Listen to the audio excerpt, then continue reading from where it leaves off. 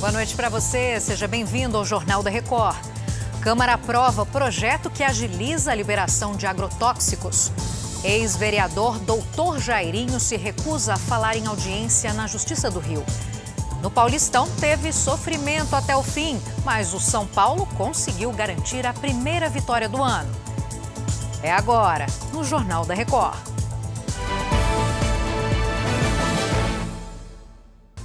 Oferecimento Bradesco. Pague do seu jeito.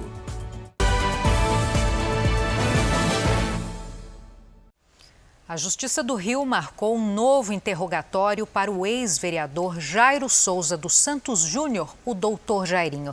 Ele é acusado pela morte do menino Henri Borel, de 4 anos. O Leonardo Aque traz os detalhes do Rio de Janeiro. Boa noite.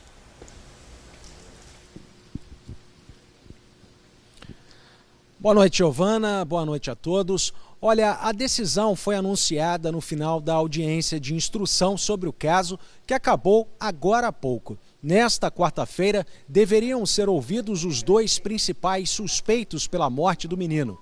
Monique Medeiros, a mãe de Henri, respondeu às perguntas por mais de 10 horas e deu uma versão diferente para a noite da morte do filho. Ela disse que estava dormindo e que Jairinho encontrou Henri no chão. Ela também relatou que sofreu agressões de Jairinho, todas motivadas por ciúme, mas não disse que ele era violento com Henri. Por fim, afirmou que só Henri, Jairinho e Deus sabem o que aconteceu. Já o ex-vereador se negou a falar, disse que só se pronunciaria quando fosse finalizado um confronto entre a perícia contratada por ele e a realizada pela Polícia do Rio. A juíza marcou um novo depoimento de Jairinho para o dia 16 de março. Giovana. Obrigada pelo resumo do dia, Léo. Muitos apostadores não acreditaram na própria sorte. Quase 600 milhões de reais em prêmios da loteria não foram resgatados no ano passado. Quem conta essa história pra gente é a Ingrid Gribel. Boa noite, Ingrid. Boa noite, Giovana. Os valores milionários foram divulgados nesta quarta e se referem às apostas administradas pela Caixa Econômica Federal. Os prêmios esquecidos pelos apostadores em 2021 totalizaram 586 milhões e 800 mil reais, um salto de 88% na comparação com os 312 milhões não resgatados no ano anterior. De 2015 até agora, a Caixa acumula 2 bilhões e meio de reais em premiações não retiradas. O dinheiro que não é resgatado pelos apostadores em até 90 dias é revertido integralmente ao FIES, o Fundo de Financiamento Estudantil. Giovana. Não tem investimento melhor, obrigada. O Senado aprovou um projeto que define prazos para que os remédios contra o câncer e outras doenças graves sejam pagos pelos planos de saúde. Vamos fazer a nossa conexão com Brasília com Matheus Scavazini. Boa noite, Matheus. Boa noite, Giovana. Pelo texto, os medicamentos aprovados pelo Ministério da Saúde para serem utilizados no SUS deverão ser fornecidos pelos planos em até 180 dias. Isso caso não haja decisão definitiva da Agência Nacional de Saúde Suplementar. Caso a ANS decida rejeitar a inclusão do medicamento após 6 meses, será garantida a continuidade do atendimento às pessoas que já utilizavam o remédio.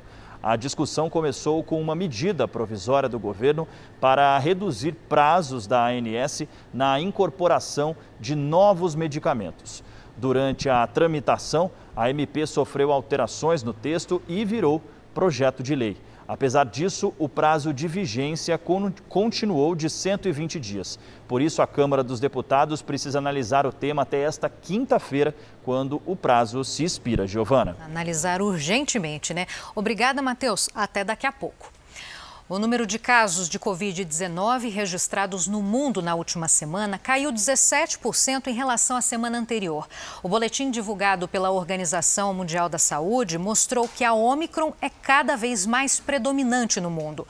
Hoje, a variante é responsável por 97% do total de pacientes que contraíram o vírus.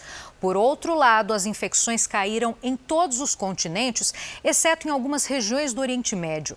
Nas Américas, a redução foi de 30%. O Equador vai vacinar crianças a partir dos 3 anos contra a Covid na semana que vem. Por enquanto, apenas crianças com 5 anos ou mais recebem o imunizante. Desde dezembro, a vacinação contra a doença se tornou obrigatória no país. O primeiro da América Latina, então, a adotar essa medida. Mas ainda não foi definido se as crianças menores vão ser obrigadas. O Equador tem 75% da população vacinada. Belo Horizonte aplica a 4ª dose da vacina contra a Covid nesta quinta-feira. A Virgínia Nalon conta pra gente, então, quem tem direito a esse reforço? Oi, Virgínia. Ei, Giovana, boa noite para você. Essa 4ª dose vai ser aplicada em pessoas entre 18 e 49 anos com alto grau de imunossupressão e que tenham tomado a 3ª dose há pelo menos 4 meses. Pessoas com alto grau de imunossupressão são aquelas que fazem quimioterapia para câncer, transplantados, portadores de HIV, pacientes em hemodiálise, entre outros.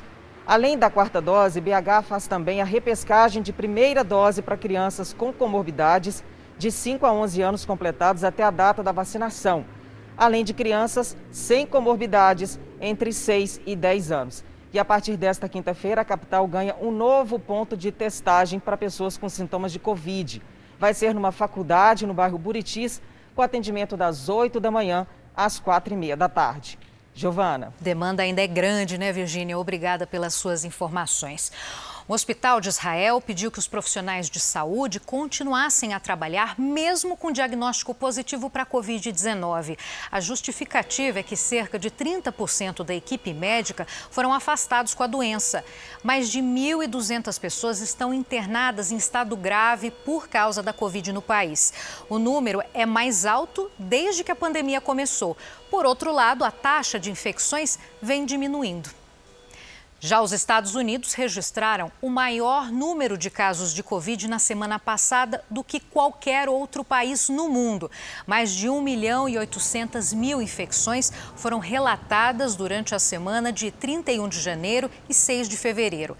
Apesar disso, a taxa de casos caiu quase 70% desde o começo do ano. Então, fazendo um resumo dessa conta, neste momento o país registra uma média de 247.000 novas infecções por dia. Os Estados Unidos planejam vacinar crianças menores de 5 anos contra a Covid a partir de 21 de fevereiro. Quem tem as informações é o repórter Vandrei Pereira. Boa noite, Vandrei. Olá, Giovana, muito boa noite. Um grupo de especialistas do FDA, a Agência Reguladora de Medicamentos dos Estados Unidos, deve se reunir na semana que vem para dar um parecer sobre a vacina da Pfizer. O órgão vai revisar os dados de testes clínicos e em seguida decidirá se vai conceder a autorização de uso emergencial para crianças de 6 meses a 5 anos. A faixa etária é a única que ainda não pode receber um imunizante no país. Caso seja autorizada, o governo americano planeja enviar 10 milhões de doses iniciais aos estados. Bem, o pedido estabelece que a dose para essa faixa etária será de 3 microgramas, em comparação com a de 10 microgramas em crianças de 5 a 11 anos. Giovana. Obrigada pelas suas informações e explicações, Vandrei. O governo do Japão planeja estender as restrições contra a Covid em Tóquio e outras 12 regiões. O primeiro-ministro japonês deve tomar uma decisão durante reunião da Força-Tarefa nesta quinta-feira. Segundo a imprensa do país, o estado de emergência vai ser prorrogado por mais 3 semanas a partir do próximo domingo. Com a medida, os governadores podem reduzir o horário de funcionamento de bares e de restaurantes, totalmente na contramão de vários países da Europa e também Estados Unidos. Um estudo revelou que uma dieta mais saudável pode prolongar a vida em até 10 anos. A dica é adotar um cardápio rico em grãos, frutas e também verduras, reduzindo aí o consumo de carne vermelha. A mudança pode aumentar a expectativa de vida de um idoso. Segundo a pesquisa, a longevidade pode ser prolongada se as mudanças começarem mais cedo na vida. Cientistas do Reino Unido conseguiram produzir uma quantidade recorde de energia por meio da fusão nuclear. Esse método é uma promessa para reduzir a emissão de gases poluentes no mundo. Quem traz os detalhes é a correspondente Ana Paula Gomes. O processo pretende replicar o que acontece no coração do Sol. A fusão nuclear é a união de átomos de hidrogênio para a formação do gás hélio. Diferente do que é usado nas usinas de energia atuais, na fusão nuclear, os núcleos dos átomos se dividem. É esse processo que faz com que o Sol libere muita energia rapidamente. A Autoridade de Energia Atômica do Reino Unido ressalta que esse recorde mostra o potencial de criação de uma energia de baixo carbono, mais segura e sustentável. Para estudiosos e ativistas, a fusão nuclear é considerada a energia do futuro, além de produzir baixo resíduo e radioatividade em comparação com os métodos tradicionais. De Lisboa, Ana Paula Gomes. E uma explosão na superfície do Sol destruiu 40 satélites de banda larga da SpaceX. A notícia foi confirmada pelo bilionário Elon Musk. Os equipamentos foram danificados um dia depois do lançamento. Segundo a empresa, há risco zero da colisão com a Terra, uma vez que satélites são projetados para se desintegrar ao retornar à atmosfera. O maior diamante negro natural do mundo foi leiloado nesta quarta em Londres, na Inglaterra. A pedra batizada de Enigma foi arrematada pelo equivalente a 20 milhões de reais. O nome é ligado à origem do diamante, que é cercada por um mistério. Segundo especialistas, a pedra teria se formado por um meteorito que colidiu com a Terra há mais de 1 bilhão de anos. Este é o maior diamante lapidado já vendido. Bastante caro. A Câmara dos Deputados aprovou o texto base do projeto que facilita a liberação de agrotóxicos no Brasil. Matheus Scavazini volta com a gente com esse assunto também. Giovana, a proposta ficou quase 20 anos no Congresso e nessa quarta foi votada em regime de urgência. Foram 301 deputados favoráveis e 150 contrários. A bancada ruralista defende que a aprovação de agrotóxicos hoje pode levar até 8 anos. Os ambientalistas apelidaram o projeto de PL do veneno. A proposta reduz o aval apenas ao Ministério da Agricultura, diminuindo os poderes do ponto de vista da saúde e do meio ambiente. O projeto, inclusive, pode permitir a concessão de um registro temporário pelo Ministério da Agricultura até que o pedido para a liberação do agrotóxico seja analisado de forma definitiva.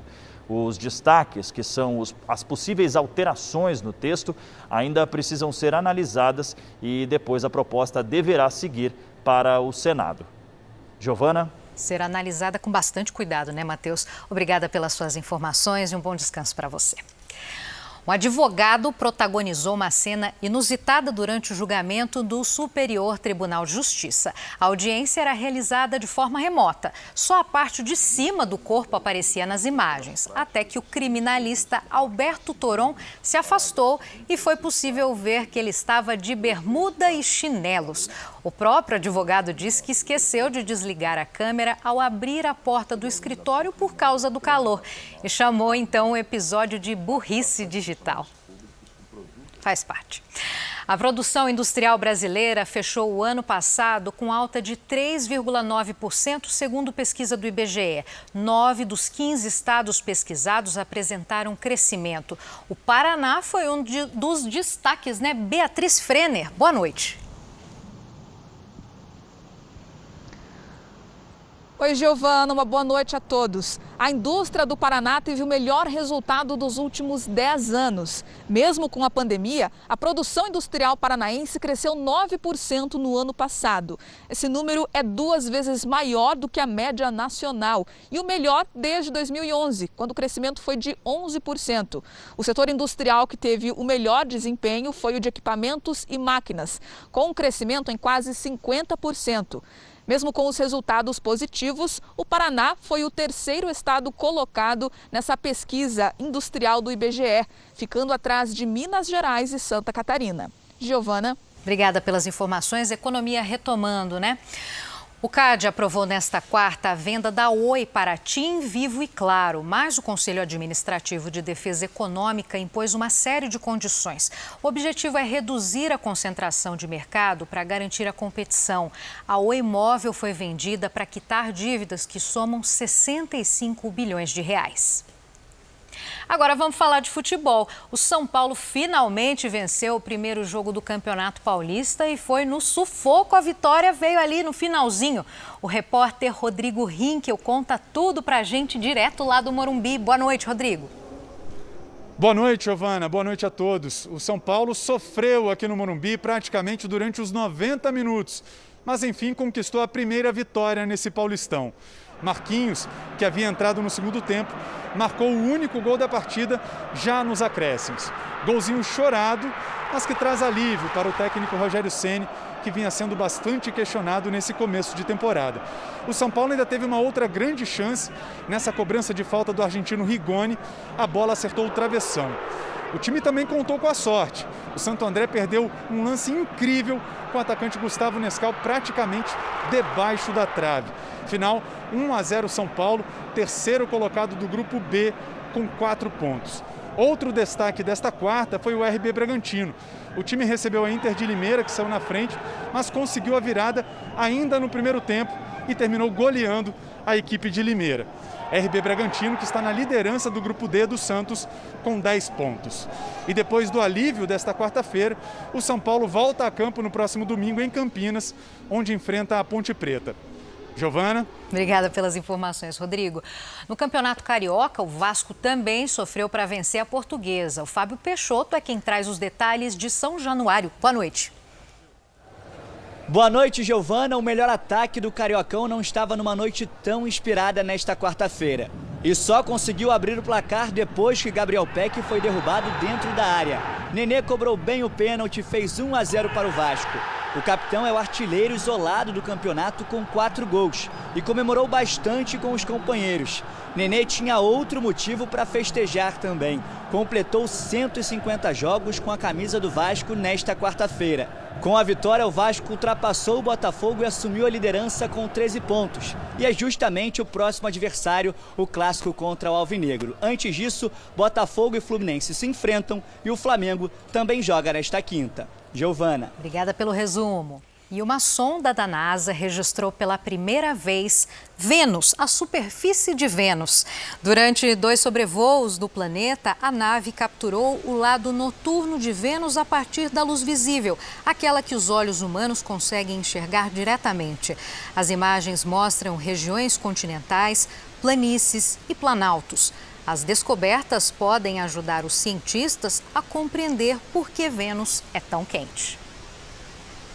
Essa edição do Jornal da Record termina aqui. Outras informações no Fala Brasil, 8h30 da manhã.